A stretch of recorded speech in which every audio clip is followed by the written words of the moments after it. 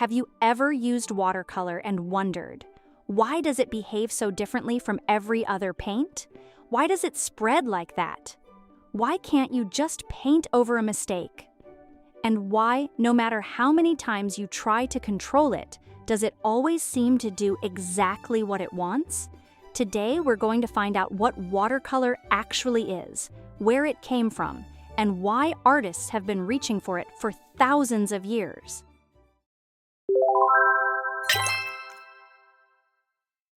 Watercolor is beautifully simple. It's made of just 3 things: finely ground pigment, a binder called gum arabic, and water. That's it. No chalk, no opacifier, no extras. Just pigment, binder, water. Sound familiar? That's because it's almost identical to gouache. The only difference is one ingredient. Gouache has chalk or white pigment added to it, which blocks the light and makes it opaque. Watercolor has none of that. No chalk, nothing to block the light. Just the pure pigment, the binder, and the water. And that one missing ingredient changes everything. Because there's nothing blocking the light, watercolor is completely transparent. The white of the paper shines through every single layer of color you put down. Which means, unlike gouache, you can't just paint over a mistake. Once it's down, it's kind of down. That's also what makes it magical. The way light bounces off the paper through the paint, nothing else looks quite like it. Now, if you watched our gouache episode, you might remember that gouache also traces its roots back thousands of years. Cave painters, ancient Egyptians, Persian miniatures. So what makes watercolor's history different? The answer is paper and transparency. Gouache was built for opacity, thick, flat, covering surfaces like vellum and plaster. Watercolor's story is really the story of what happens when artists start painting on paper and realize that letting the light through, rather than blocking it, creates something completely different.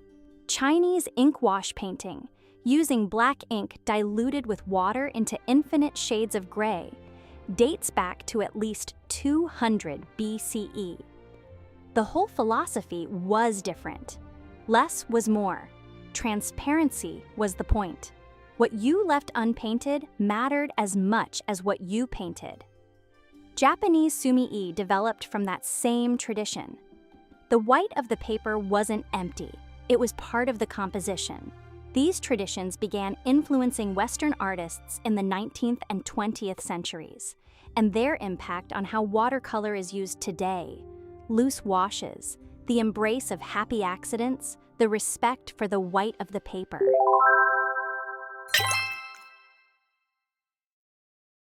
Dürer was a German Renaissance artist working in the late 1400s and early 1500s, and he did something nobody had really done before. He used watercolor as a finished medium, not a sketch, not a study, a complete finished work of art. His painting of a young hare from 1502 is one of the most famous watercolors ever made. Every single fur hair painted individually in transparent layers. The detail is almost unbelievable even today. Dürer also painted landscapes, plants, insects, and pieces of turf. Yes, actual grass and dirt with the same incredible precision. He saw watercolor not as a warm-up, but as the main event. It was a big deal, but it would take another couple of centuries for everyone else to catch up.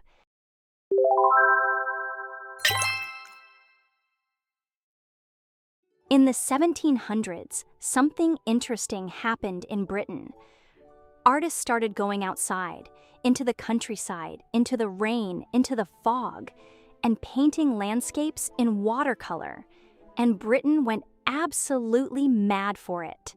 Wow! Artists like Paul Sandby, often called the father of English watercolor, developed techniques for capturing the soft, misty quality of the British countryside. Thomas Girton pushed it further, using bold washes and dramatic skies. And then came J.M.W. Turner. Turner is arguably the greatest watercolor painter who ever lived. He used the medium in ways nobody had imagined: loose, expressive, almost abstract, light dissolving into color, skies that looked like they were actually moving. He didn't paint landscapes, he painted atmosphere. In 1804, the Royal Society of Painters in Watercolors was founded in London, the first institution dedicated entirely to watercolor as a serious fine art medium. For most of history, watercolor pigments came from nature: ground minerals, plant dyes, earth clays. Beautiful, but limited. Some colors were incredibly rare and expensive. Some faded in sunlight. Some were actually toxic. And then the Industrial Revolution changed everything. New synthetic pigments started appearing in the 18th and 19th centuries: cobalt blue, synthetic ultramarine, cadmium yellow, viridian green. Brighter, more consistent, more durable, and much cheaper to produce. Suddenly, watercolor painters had a full spectrum of reliable colors to work with. The palette that had been limited for thousands of years exploded overnight. Paint tubes also arrived in the 1800s, just like with gouache, making watercolor even more portable and accessible. The modern watercolor set as we know it today was essentially born in this period. Today, watercolor is one of the most popular art mediums in the world. It never really went away, but in recent years, it's had a genuine revival. Urban sketching communities paint cities in watercolor on location. Botanical illustrators use it for its unmatched translucency. Children learn to paint with it in schools everywhere. And on Instagram and YouTube, watercolor content has some of the most dedicated and passionate audiences in the art world. Part of why it keeps coming back is that it's honest. You can't fully control it. The water does what it wants. The pigment blooms and spreads and surprises you. And rather than fighting that, the best watercolor artists have always learned to work with it. There's something almost meditative about that. So that's watercolor. Simple in ingredients, endlessly complex in behavior. Next episode, we're going into something darker and richer: oil paint, where it came from, why it took over the entire art world, and what's actually inside that tube. See you there.